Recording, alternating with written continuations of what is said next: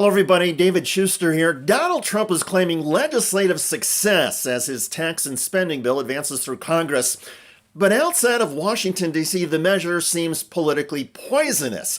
In fact, surveys now show the American people, by overwhelming numbers, hate the Trump Republican bill. If we're talking about adjectives, how about they think it's awful, they think it's horrible, and to quote our colleague Charles Barkley, terrible, terrible, terrible. What are we talking about here? Well, let's take a look at the net favorable rating on the big, beautiful bill. I don't just got one poll for you, Omar. I got 5 of them, and the net favorable rating, minus 19 points, Washington Post, minus 20 points, Pew Research Center, Fox, minus 21, Quinnipiac University, minus 26, KFF, minus 29. You don't have to be a mathematical genius to know that when the net favorable rating of your bill is somewhere between minus 19 and minus 29 points, that it is not a positive bill as viewed by the American public. The American public at this particular point hate the big, beautiful bill. As far as they're concerned, it's not a big, beautiful bill. It's a big, bad bill. The nonpartisan Congressional Budget Office says the big, beautiful bill is going to cause 17 million Americans to lose their health care coverage. Some of that is because of drastic cuts to Medicaid, which are also projected to cause hundreds of community hospitals and health clinics to close. The bill also eliminates billions of dollars worth of food and nutrition assistance. The cuts in this bill help fund some of the tax breaks for the wealthy. That combination of rich people getting more favors and nearly everybody else suffering more has been the nonpartisan storyline for months. And as a result, the poll numbers have not changed. From earlier in the spring until now, disapproval has dwarfed approval ratings. The unpopularity reflects a striking change from views of Donald Trump's actions in his first term compared to his efforts now. Donald Trump got elected to a second term because people look back at his first term and they said, you know, we thought his first term agenda helped our family. You see this here, Trump's policies in your family. Trump's first term agenda, 44% said it helped their family, compared to 31% who said hurt. But look at the big, beautiful bill. Look at this. Just 23% of Americans say that the big, beautiful bill helps their family, compared to 49% who says it hurts their family. No wonder they hate this bill. Folks elected Donald Trump to a second term because they wanted him and his policies to help their family, but they think the big, beautiful bill does the exact opposite of that. They think it hurts their family. In his attempt to tamp down the strong public criticism of his bill, Donald Trump has been making a variety of claims. But as fact checkers have noted, many of those Trump claims are wildly and categorically false. We're cutting $1.7 trillion in this bill, and you're not going to feel any of it.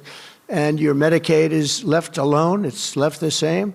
Your Medicare and your Social Security are strengthened. We're not cutting. Whatever the merits of this legislation, and whatever the merits, and you can certainly defend this legislation as Republicans have been doing, it objectively does not leave Medicaid the same. It is objective fact that this legislation makes major changes and indeed major cuts to Medicaid. So what kinds of changes are we talking about? Well, one of them that has received a lot of discussion is a work requirement, specifically a requirement that many recipients considered able-bodied who do not have young children prove that they are working or in school or in job training or volunteering 80 plus hours a month. One of the problems is that many people, especially folks in their 60s, cannot get work. Also, some people are busy taking care of other family members or friends who are sick or have physical and mental challenges. And some parents want to be around to watch over their teenagers. But the Medicaid work requirement is strict and does not provide that kind of exemption. Donald Trump has also made false claims about the tax breaks and tax costs if the measure doesn't get through Congress. If it's not approved, your taxes will go up by 68%. Think of that, 68, a record, the highest in the history. The Democrats won't approve it only because politically it's so good for the Republicans. The Democrats aren't approving it. But think of what they're not approving. They're not approving border security. We've done a great job at the border, but we have to add some wall. We have to do, various things. We have no money for that. This 68% figure is fiction, and it is such fiction that the White House wouldn't even defend it on condition of anonymity when I asked for comment. No defense whatsoever. There is no credible estimate that not passing this legislation would produce a 68% tax hike. Now, the nonpartisan think tank, the Tax Policy Center, did say that there would be an average tax hike of about 7.5% if this bill didn't pass as a result of certain provisions from the 2017 Trump tax law being allowed to expire. And they also said that about 64% of households would face some sort of tax increase if the bill didn't pass. But again, 64% of households getting some tax increase is not synonymous, guys, with a 68% or even 64% tax hike. It's just not the same thing. Of course, basic math, facts, and logic often escape Donald Trump. And he has proven repeatedly he will literally say anything to make his case on nearly everything. So here we are. However, for all of the suffering and harm that the bill will inflict on most Americans, and for all the trillions of dollars in new debt that the measure will pile up, thereby threatening America's financial system, there is a silver lining. The American people, by and large, see right through what Trump is doing and saying, and this bill will hang over and weigh down Republicans in the 2026 elections. The measure has proven so unpopular that some Republicans already announcing they will not seek re-election. And most political strategists believe the bill will practically guarantee that Democrats take control of the House in 2026 and possibly the Senate. There will be other issues between now and then that could affect the election, but this big, beautiful bill, as Trump Republicans call it, is a horrifying and ugly eyesore to most Americans. And when something this unpopular is the signature legislative accomplishment for an administration, watch out.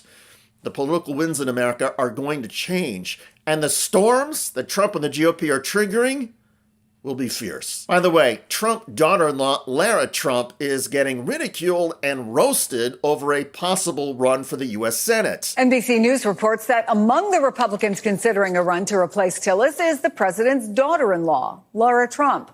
Asked about the odds she does run, a source close to the Trump family said, quote, "I'd put it as high as one could be considering it.